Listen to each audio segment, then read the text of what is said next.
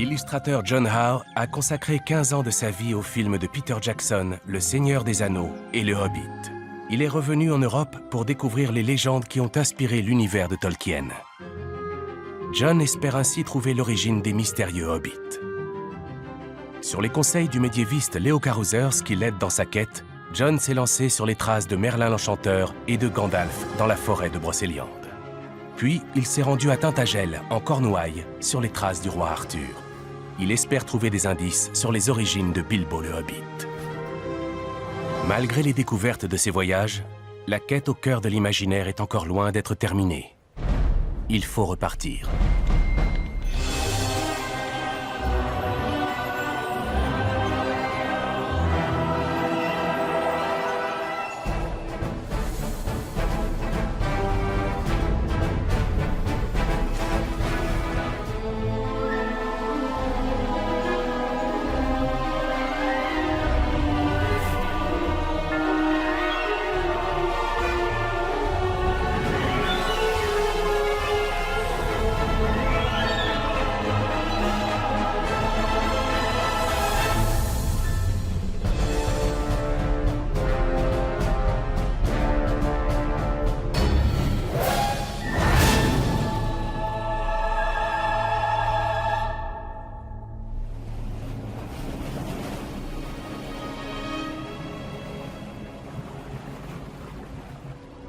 C'est à la recherche du chevalier Siegfried, le héros de la chanson des Nibelungen, que John et Léo ont décidé de partir. Siegfried pourrait avoir inspiré l'un des personnages de Tolkien, le roi Aragorn.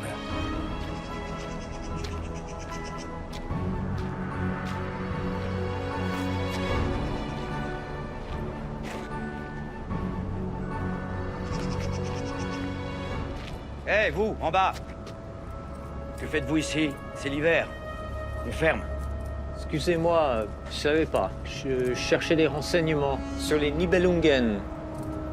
Nibelungen? Je connais pas. Rentrez chez vous, vous me retardez, j'ai beaucoup de portes à fermer. Vous devez pas avoir beaucoup de portes là dans votre château, il est tout petit. Qu'est-ce que vous en savez? D'abord, Pfalz, c'est pas un château, c'est un poste à péage. Ici, autrefois, les bateaux devaient payer pour avoir le droit de remonter le Rhin.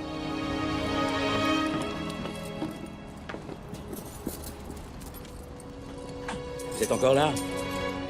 Reprenez votre bateau et remontez le Rhin vers Worms. Vous verrez bien où le fleuve vous mènera. Maintenant, laissez-moi tranquille.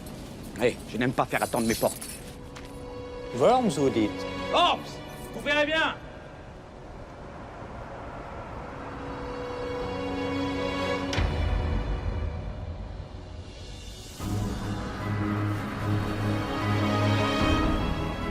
John décide de se rendre à Worms, la légendaire capitale des Burgondes.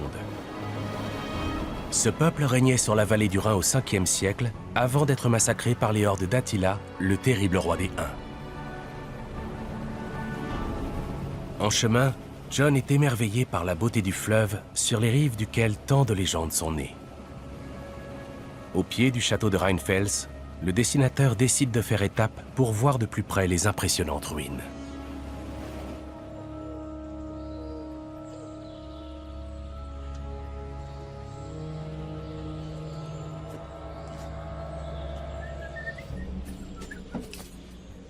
Encore vous?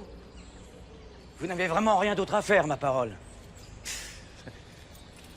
Bon. Au moins, tout est ouvert ici. Remarquez, avec le temps qu'il fait, on verra pas beaucoup de touristes. Pas grave, hein. C'est encore plus beau. C'est ce qu'ils disent tous. Mais ça ne les empêche pas de laisser leurs traces de doigts partout.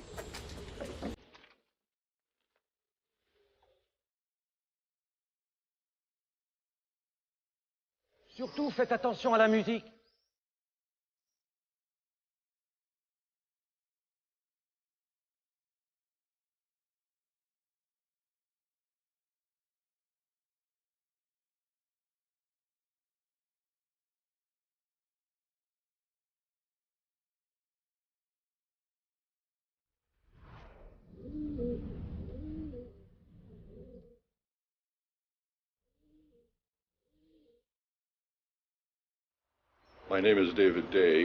Je m'appelle David Day.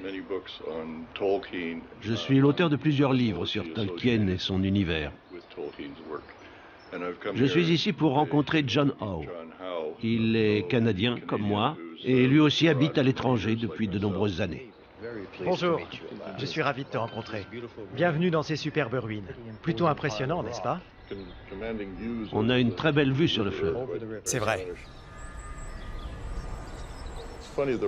C'est drôle. Pour moi, le Rhin est l'équivalent nordique de la Méditerranée dans la culture gréco-romaine. C'est un berceau de la civilisation. Pour les peuples de la région, le Rhin est à l'origine de toutes les légendes. Mais il est aussi le théâtre de nombreux événements historiques. Celui qui contrôle le Rhin contrôle l'Europe du Nord. Tolkien est très influencé par l'histoire, il s'en inspire beaucoup. Dans son univers, la rivière Anduin correspond au Rhin. Elle est bordée de forteresses, et les seigneurs qui contrôlent le fleuve sont maîtres des territoires avoisinants.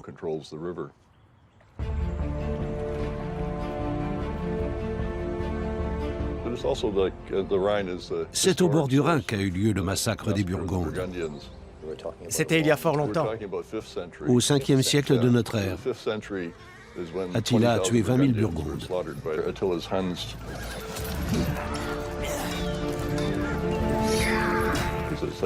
Cet événement a marqué tous les peuples du Rhin. Et on s'en est fait l'écho jusqu'en Islande et en Norvège.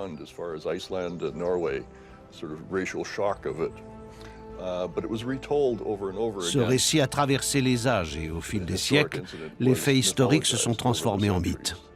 L'interprétation variait en fonction du pouvoir en place.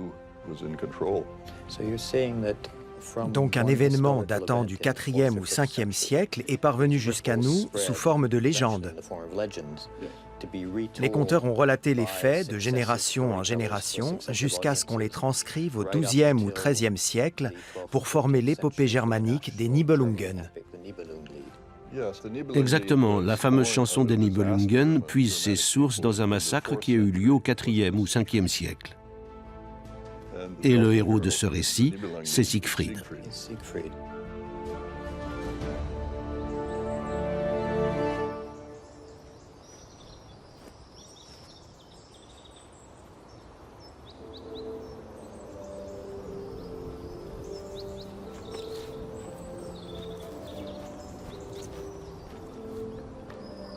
Siegfried, le héros légendaire de la chanson des Nibelungen, a mené John Howe sur les rives du Rhin.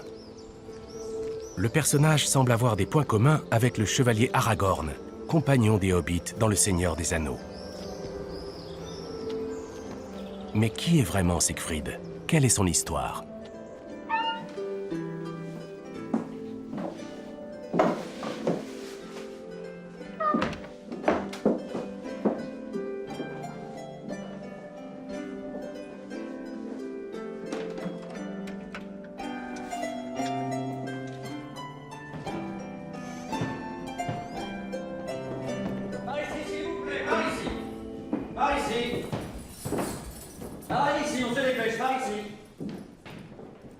Vous êtes ici, dans la salle à manger seigneuriale du château de Marksbourg. Vous pouvez admirer ces fabuleuses colonnes en bois, ici, ici, ici, ici. On ne touche pas aux colonnes, s'il vous plaît. Suivez-moi, s'il vous plaît. Par ici. On se dépêche. Suivez-moi. La boutique des souvenirs se trouve en bas de l'escalier. Ah. Allez-y et je vous retrouve après. Ah.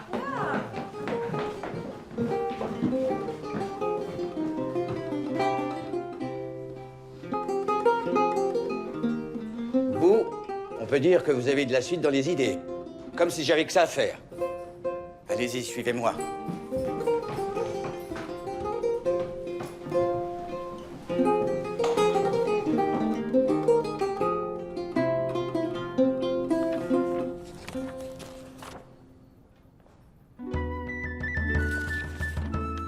Attiré par la beauté légendaire d'une princesse appelée Kriemhild, le prince Siegfried décide de partir conquérir le cœur de la belle et de la demander en mariage au roi Gunther, son frère.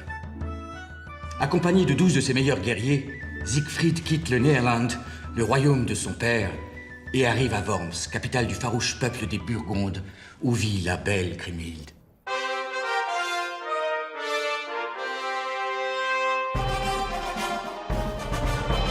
Ce que Siegfried ne sait pas encore, c'est que la femme qu'il convoite refuse tous les prétendants. À cause d'un terrible rêve qu'elle fait un jour, dans lequel 2 aigles tuaient son faucon préféré devant elle. Intriguée par ce rêve, la jeune Kriemhild était allée chercher conseil auprès de sa mère.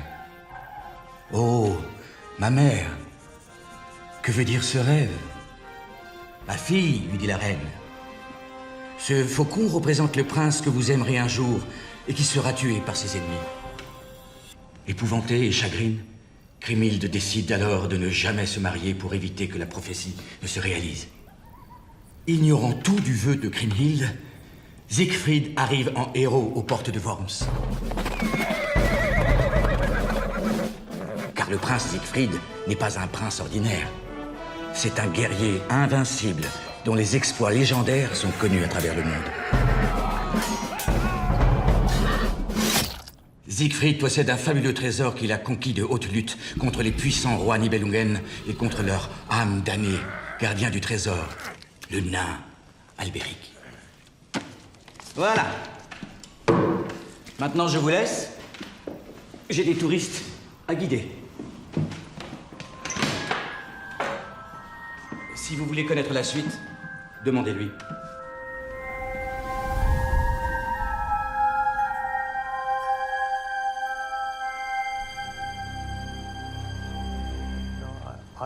Je me pose une question.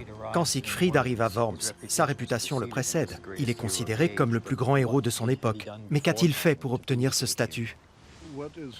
Le début de la chanson des Nibelungen raconte que Siegfried revient d'une guerre contre le mystérieux royaume des Nibelungen, où il s'est rendu en quête d'un fameux trésor. Il y a combattu 12 géants et plusieurs armées. Il a également affronté son plus dangereux adversaire, le nain Albéric. Celui-ci portait une cape d'invisibilité qui avait le pouvoir de multiplier ses forces par 12. Siegfried n'est donc pas seulement très réputé, il a également acquis des armes très puissantes. Oui, mais ce n'est pas tout. Il a aussi vaincu un dragon. Après l'avoir tué, il s'est baigné dans son sang, et cela l'a rendu invulnérable. Donc, même sans la cape d'invisibilité d'Albéric, il est pour ainsi dire invincible. Mais il a un point faible, son épaule. Une feuille de tilleul s'y est posée pendant qu'il s'enduisait du sang du dragon. C'est son talon d'Achille. Le reste de sa peau est dur comme de la corde. Elle forme une cuirasse qui le protège. C'est comme dans Bilbo le Hobbit. Le dragon Smaug a un seul point faible, au creux de son sein. Tout à fait.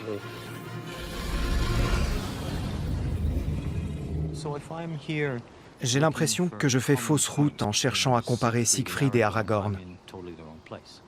Non, en réalité, Tolkien s'inspire de 2 sources pour son personnage. D'une part, il y a la chanson des Nibelungen, et d'autre part, il y a la Volsunga saga, son équivalent islandais. C'est une saga qui traite de ces mêmes événements du 5e siècle, la bataille dans laquelle les Burgondes ont été massacrés. Sigurd, le protagoniste de la Volsunga saga, évolue dans un univers très rude et nordique, alors que le Siegfried de la chanson des Nibelungen est un héros chevaleresque typique du Moyen-Âge. Sigurd et Siegfried sont un seul et même personnage, mais tandis que le premier correspond davantage au monde primitif des Hobbits, le second se rattache plutôt à la chevalerie et au château du Rhin. On reconnaît Siegfried Aragorn et le Rhin au travers de la rivière Anduin. Ces 2 mythes traitent donc des mêmes faits. Tolkien, qui écrivait au XXe siècle, y trouve les codes narratifs dont il s'inspire. Oui, il s'agit d'archétypes à partir desquels il développe son propre monde. Il forme le cadre de son univers. Il veut recréer une mythologie anglaise dont seuls quelques contes subsistent selon lui. Il identifie les codes de ces légendes et s'en inspire avec succès.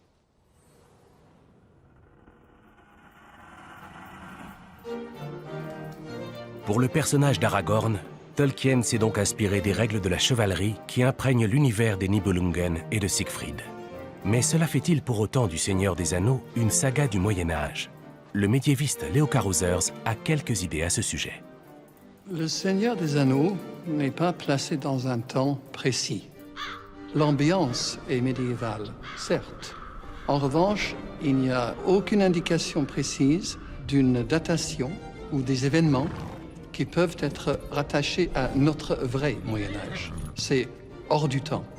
Tolkien était avant tout passionné des langues, et des langues dans leur version la plus ancienne possible, parce qu'il voulait remonter aux sources.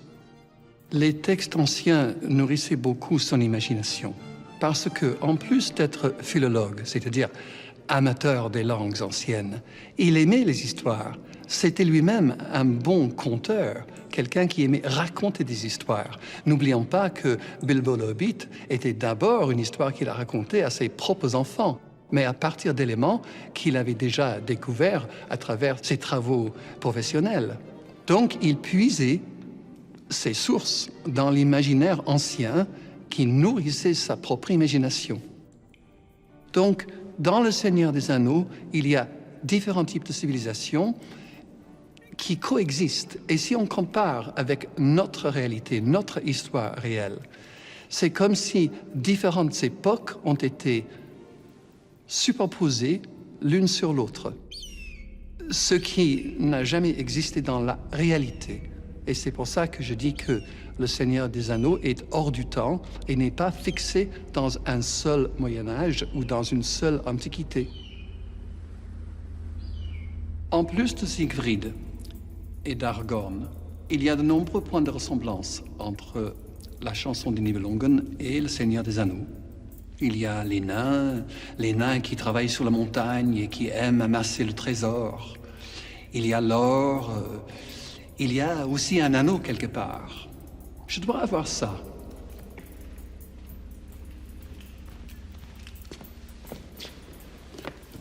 Suivez-moi, suivez-moi. Nous sommes ici au château de Marenburg, construit à la fin du 19e siècle dans un style gothique inspiré et romantique. Tout le monde m'entend bien? Oui. On ne traîne pas. Rarenburg veut dire le château du dragon. Selon la tradition, un dragon a été tué sur la colline où s'élève le château. À propos de dragon, la pièce que je vous invite à découvrir maintenant est décorée de fresques où l'on raconte l'histoire des Nibelungen.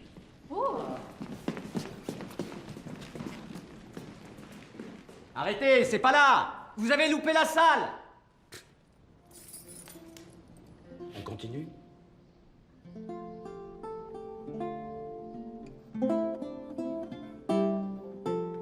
Un an a passé à Worms et Siegfried n'a toujours pas rencontré Kriemhild.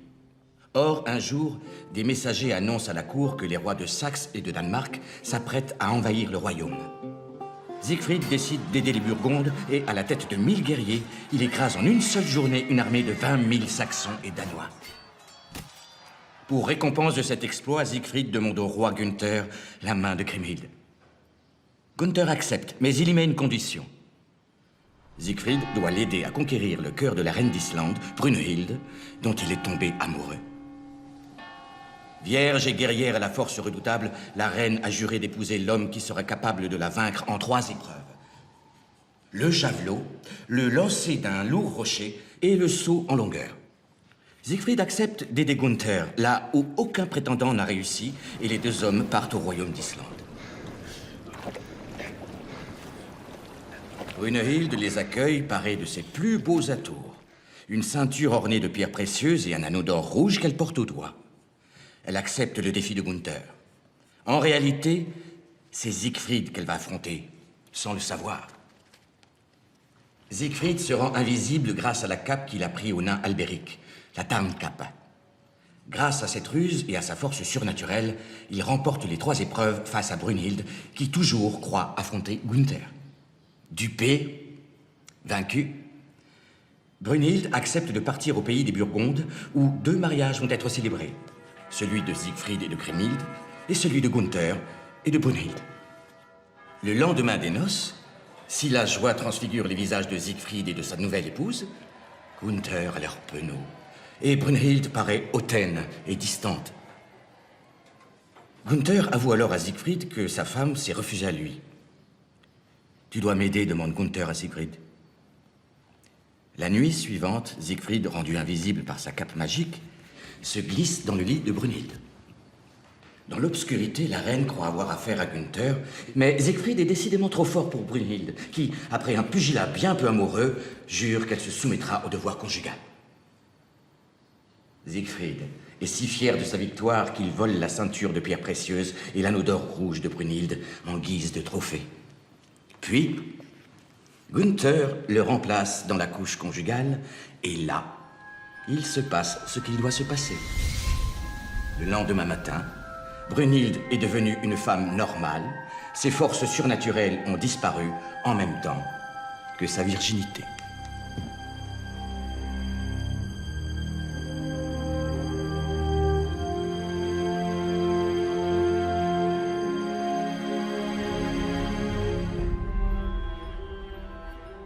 Tout un tas d'objets magiques semblent se trouver au cœur de ces récits. Un anneau notamment. Oui, c'est intéressant. Dans la chanson des Nibelungen, il ne revêt pas vraiment d'importance, jusqu'à un moment clé. On voit clairement un parallèle dans l'œuvre de Tolkien. Dans Le Seigneur des Anneaux, comme dans la chanson des Nibelungen, l'anneau n'est au départ qu'un objet anodin, trouvé par hasard. Puis il devient un élément essentiel de la trame. Un anneau pour symboliser le destin. Oui, Un destin inéluctable. absolument. Mais Tolkien reprend cette thématique et l'inverse. C'est vrai, son interprétation du pouvoir de l'anneau est très sombre. Chaque époque interprète les mythes et les légendes à sa manière. Tolkien a été le témoin de 2 guerres mondiales et de 2 bombardements atomiques. Il a écrit ses livres après ces événements. Pour lui, le pouvoir ne provoque que destruction. C'est une thématique récurrente dans la deuxième moitié du XXe siècle. La symbolique est très forte. Le pouvoir est source de corruption. Oui, et la bombe atomique est à l'origine de cette conception. Le Mordor est souvent interprété comme la métaphore d'une zone de bombardement nucléaire. Merci beaucoup. Je crois que je commence à comprendre.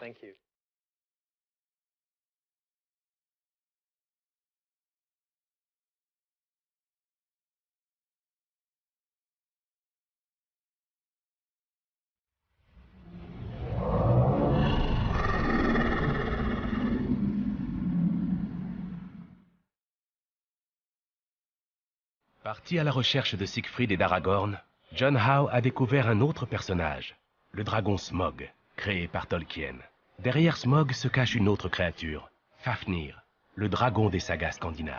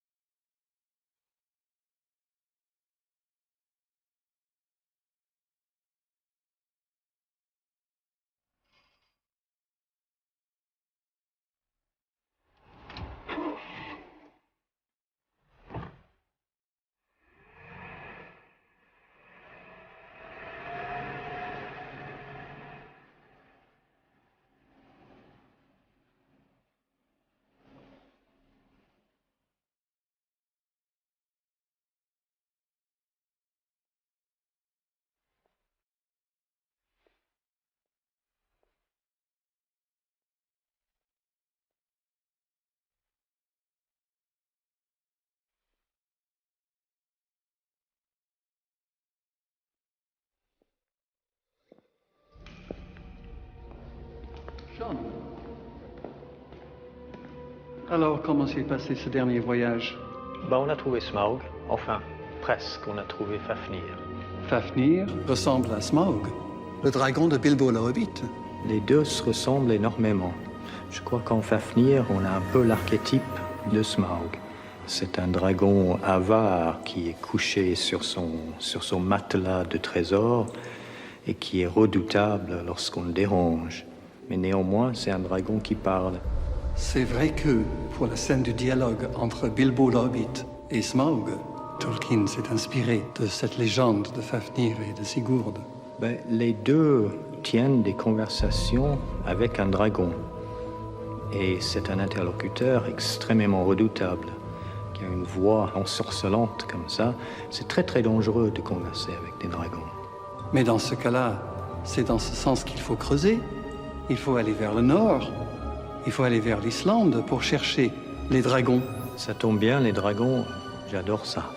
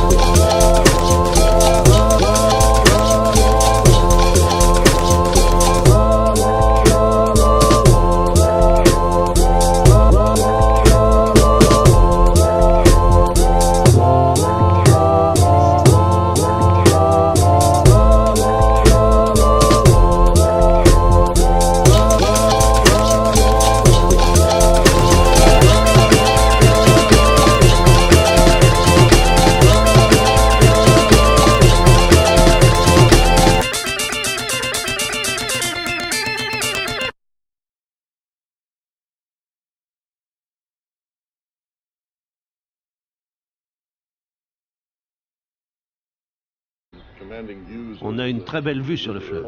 C'est vrai. C'est drôle. Pour moi, le Rhin est l'équivalent nordique de la Méditerranée dans la culture gréco-romaine. C'est un berceau de la civilisation. Pour les peuples de la région, le Rhin est à l'origine de toutes les légendes. Mais il est aussi le théâtre de nombreux événements historiques. Celui qui contrôle le Rhin contrôle l'Europe du Nord. Tolkien est très influencé par l'histoire, il s'en inspire beaucoup. Dans son univers, la rivière Anduin correspond au Rhin. Elle est bordée de forteresses, et les seigneurs qui contrôlent le fleuve sont maîtres des territoires avoisinants.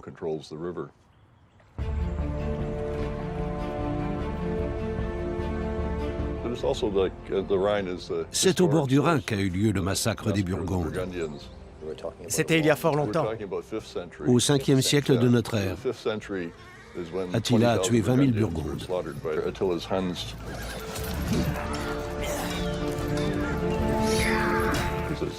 Cet événement a marqué tous les peuples du Rhin. Et on s'en est fait l'écho jusqu'en Islande et en Norvège.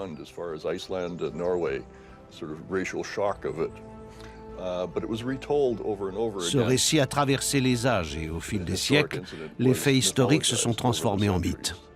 L'interprétation variait en fonction du pouvoir en place.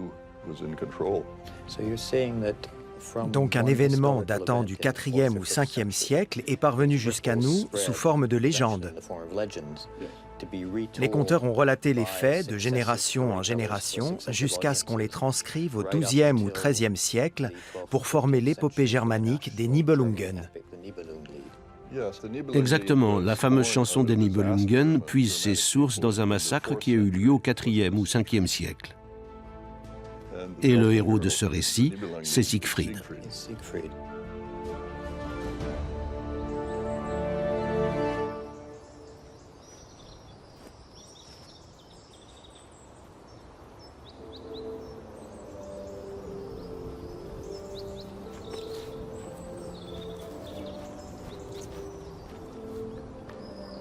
Siegfried, le héros légendaire de la chanson des Nibelungen, a mené John Howe sur les rives du Rhin.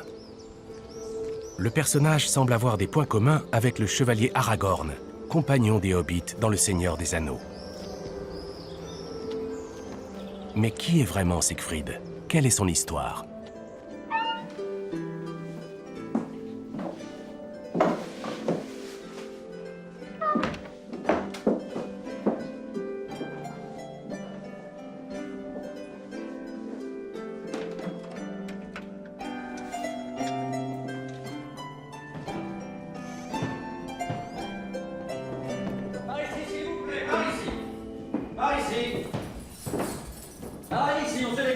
ici.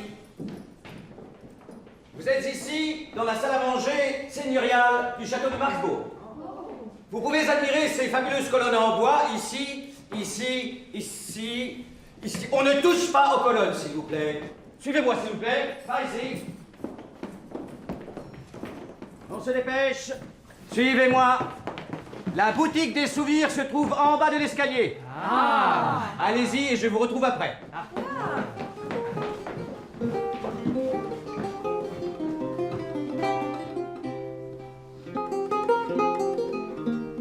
Vous, on peut dire que vous avez de la suite dans les idées. Comme si j'avais que ça à faire. Allez-y, suivez-moi.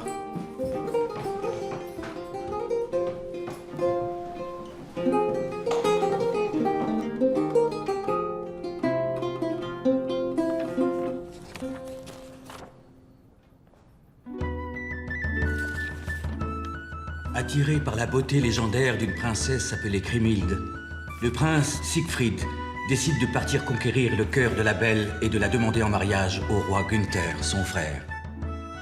Accompagné de 12 de ses meilleurs guerriers, Siegfried quitte le Néerlande, le royaume de son père, et arrive à Worms, capitale du farouche peuple des Burgondes, où vit la belle Kriemhild.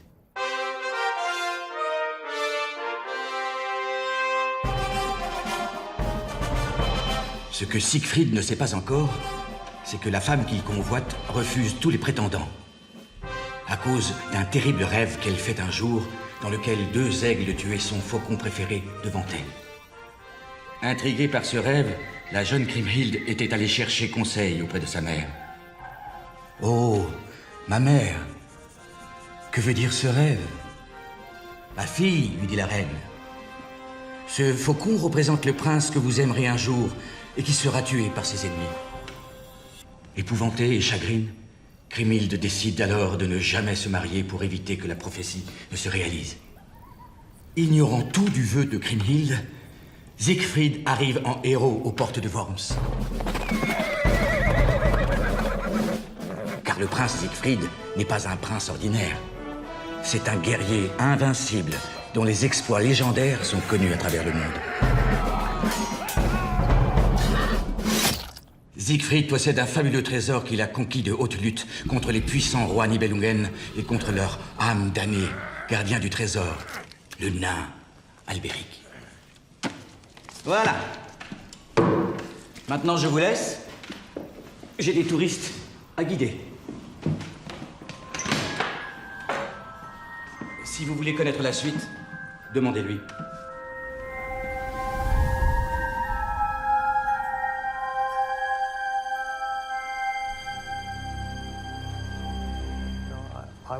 Je me pose une question. Quand Siegfried arrive à Worms, sa réputation le précède. Il est considéré comme le plus grand héros de son époque.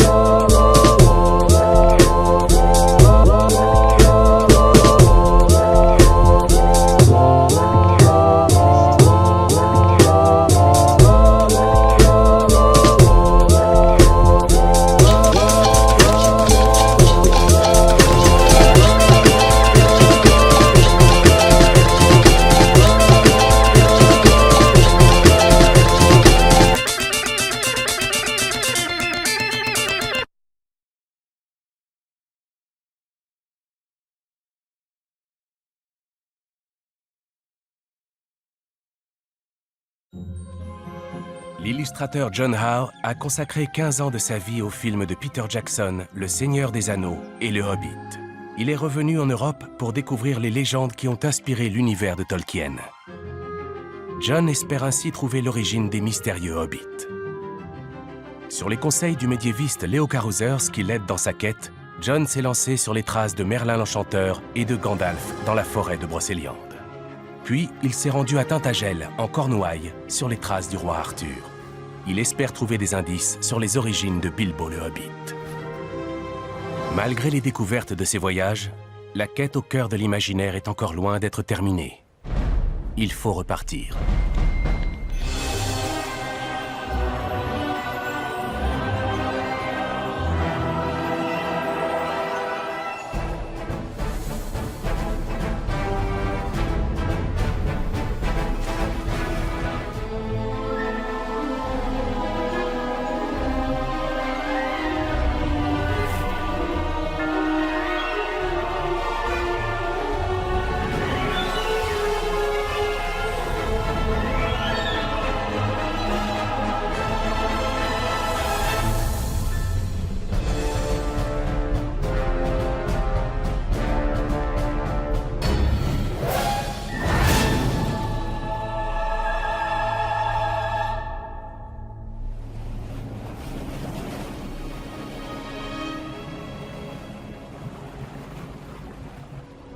C'est à la recherche du chevalier Siegfried, le héros de la chanson des Nibelungen, que John et Léo ont décidé de partir.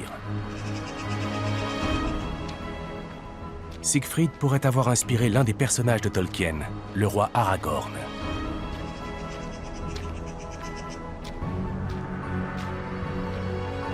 Mais qu'a-t-il fait pour obtenir ce statut? Le début de la chanson des Nibelungen raconte que Siegfried revient d'une guerre contre le mystérieux royaume des Nibelungen, où il s'est rendu en quête d'un fameux trésor. Il y a combattu 12 géants et plusieurs armées. Il a également affronté son plus dangereux adversaire, le nain Albéric. Celui-ci portait une cape d'invisibilité qui avait le pouvoir de multiplier ses forces par 12. Siegfried n'est donc pas seulement très réputé, il a également acquis des armes très puissantes. Oui, mais ce n'est pas tout. Il a aussi vaincu un dragon. Après l'avoir tué, il s'est baigné dans son sang, et cela l'a rendu invulnérable. Donc, même sans la cape d'invisibilité d'Albéric, il est pour ainsi dire invincible. Mais il a un point faible, son épaule. Une feuille de tilleul s'y est posée pendant qu'il s'enduisait du sang du dragon. C'est son talon d'Achille. Le reste de sa peau est dur comme de la corde. Elle forme une cuirasse qui le protège. C'est comme dans Bilbo le Hobbit. Le dragon Smaug a un seul point faible, au creux de son sein. Tout à fait.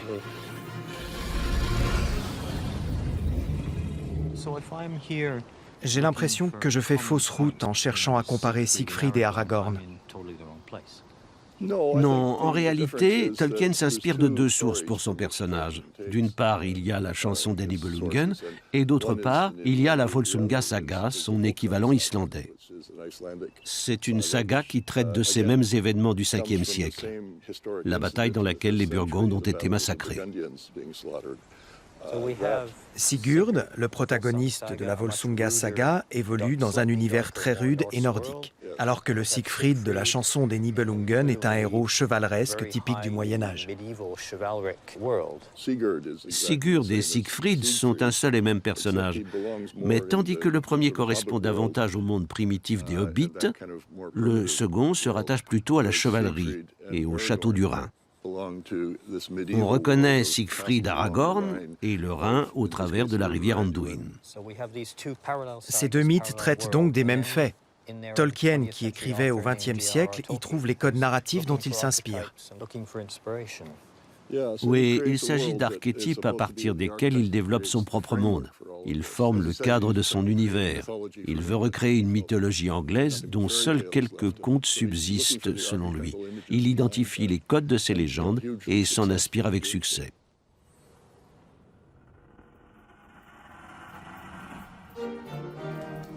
Pour le personnage d'Aragorn, Tolkien s'est donc inspiré des règles de la chevalerie qui imprègnent l'univers des Nibelungen et de Siegfried.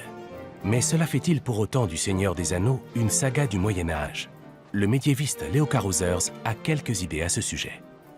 Le Seigneur des Anneaux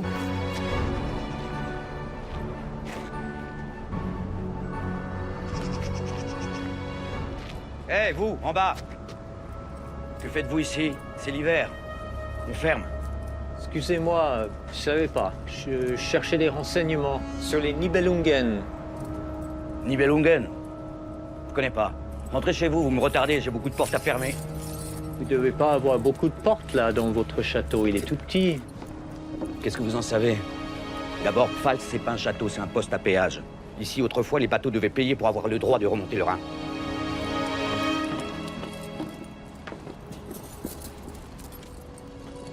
Vous êtes encore là? Reprenez votre bateau et remontez le Rhin vers Worms. Vous verrez bien où le fleuve vous mènera. Maintenant, laissez-moi tranquille. Je n'aime pas faire attendre mes portes. Worms, vous dites? Worms! Vous verrez bien!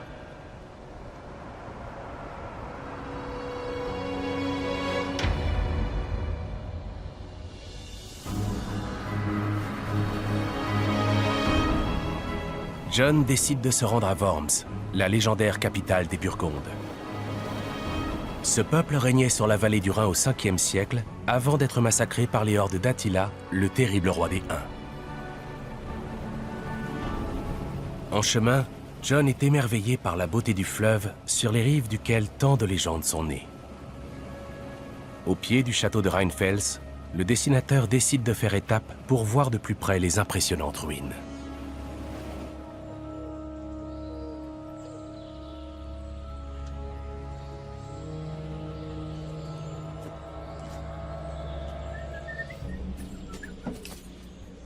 Encore vous? Vous n'avez vraiment rien d'autre à faire, ma parole. Bon. Au moins, tout est ouvert ici. Remarquez, avec le temps qu'il fait, on verra pas beaucoup de touristes. Pas grave, hein, c'est encore plus beau. C'est ce qu'ils disent tous. Mais ça ne les empêche pas de laisser leurs traces de doigts partout.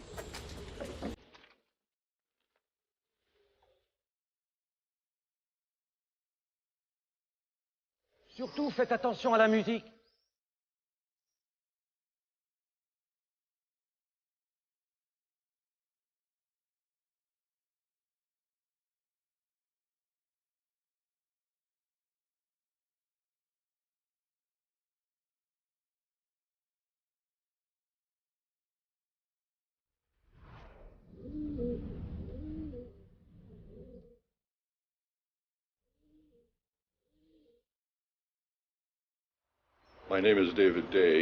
Je m'appelle David Day. Je suis l'auteur de plusieurs livres sur Tolkien et son univers. Je suis ici pour rencontrer John Howe. Il est canadien comme moi et lui aussi habite à l'étranger depuis de nombreuses années. Bonjour, je suis ravi de te rencontrer. Bienvenue dans ces superbes ruines. Plutôt impressionnant, n'est-ce pas?